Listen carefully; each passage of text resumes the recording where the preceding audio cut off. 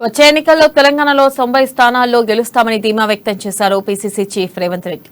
9 ఏళ్లైనా నిరుద్యోగులకు ఉద్యోగాలు రాలేదని ధ్వజమెత్తారు. టీఆర్ఎస్ బీఆర్ఎస్ అయింది కానీ కేసీఆర్ ఫ్యామిలీ రిచ్ అయింది తప్ప నిరుద్యోగుల జీవితాలు మారలేదని విమర్శించారు.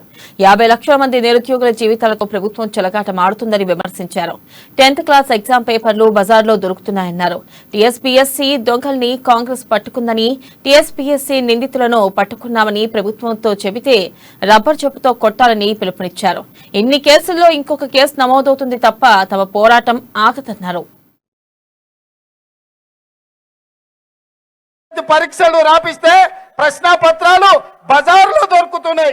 12వ తరగతి ప్రశ్నాపత్రాలు దిద్దమంటే పరీక్షలు చక్కగా దిద్దలేక ఈ దద్దమ్మ ప్రభుత్వం తప్పుల వల్ల 25 మంది ఇంటర్ విద్యార్థులు ఆత్మహత్యలు చేసుకున్నారు.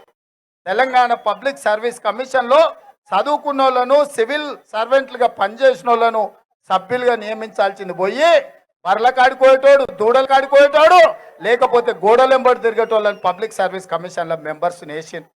ఇవాళ వాళ్ళందరూ కలిసి నోటిఫికేషన్లు ఇస్తే ప్రశ్నాపత్రాలు కంప్యూటర్లు ఉన్నాయంట. Computer operator assistant section officer అవి ఎత్తుకపోయి సంతలో అమ్మిండని చెప్తుంది ప్రభుత్వం. అసలు వీళ్ళు మనుషులేనా అని నేను అడుగుతున్నా. ఇవాళ 30 లక్షల మంది తెలంగాణ పబ్లిక్ సర్వీస్ కమిషన్ లో నిరుద్యోగ యువకులు నమోదు చేసుకుంటే లక్షలాది మంది యువకుల యొక్క